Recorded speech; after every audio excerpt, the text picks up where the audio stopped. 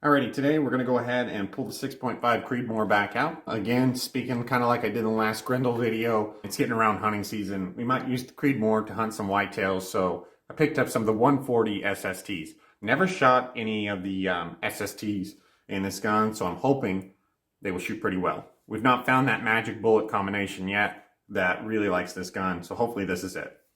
We're going to go ahead and use Hodgkin H4350, the CCI number 400 primers, and of course the 140 SST. These hit the lands in my rifle at 2.875. We're going to go ahead and line them up with the Canalure. Like Hornady's data states, we're going to load them at 2.700 overall length. Hornady's data lists at 2.690, but I thought 2.7 lined up with the Canalure a little bit better. We're going to go ahead and shoot from 40.3 grains all the way up to 41.5 in 4/10 increments. So looking at Hornady's data, the top charge should be somewhere around 2,700 feet per second, which should be pretty good for these SSTs to kill some whitetails. So hopefully they shoot well, and we'll see you out on the range. Alrighty, we're out here on the range. The target is at 100 yards. As you can tell, I'm on a different range than where I usually am. Lately, the sun has been right in my eyes as I've been trying to shoot these videos, so I went ahead and built something else to shoot from for now, till the sun kind of changes position. This is my 20-inch 6.5 Creedmoor. We're shooting the 140 SST. The orange dots on the target are 1-inch. The gun is nice and cold, and it is about 80 degrees out and very humid. Alright, the first charge here is going to be 40.5 grains.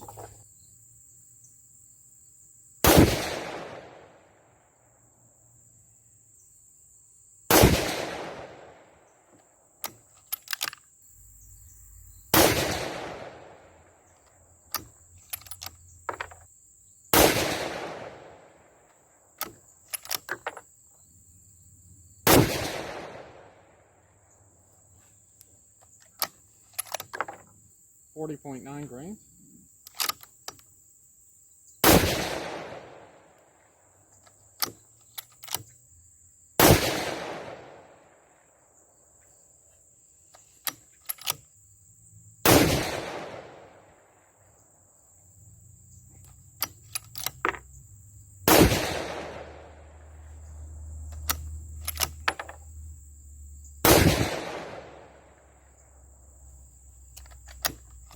That was a terrible group there.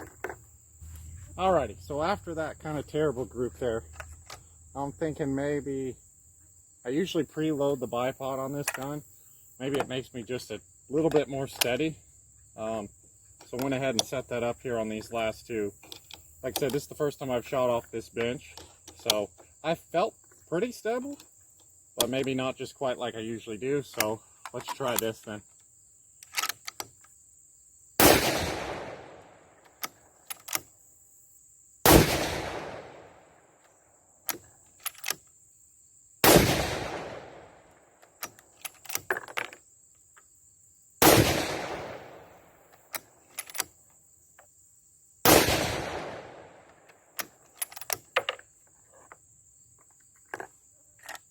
Alright, definitely felt a little bit more stable on that.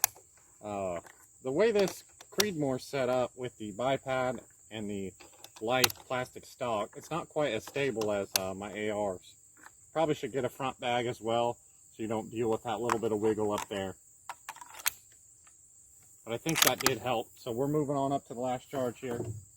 We are getting some primer cratering, but we see a little bit of that all the time, and we move back to the CCI 400s, which is a softer primer, I think, so I think it'll be all right.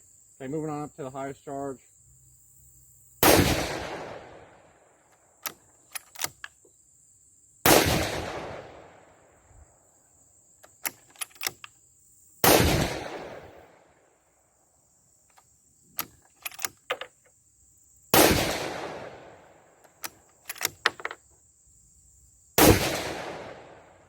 Holy smokes. Alrighty, well let's get down there and let's check out the target. Alrighty, so we're back at the bench here, taking a look at this target. Pretty disappointing overall. I'm not going to go through specifically the groups here, but our best group was a 1.2 at 2,723 feet per second and 15.3 standard deviation. And our worst group was a 2.3 that 41.5 grain at 2,742 feet per second and a terrible 23.6 standard deviation. So we're gonna go ahead and we're gonna try to figure this bullet out, figure this gun out. It's never really shot kind of what I'd hoped it would. You know, I've had some good groups in the 0.6, 0.7, but it's never been that consistent. Taking a look at this specific bullet, it hits the lands at 2.875.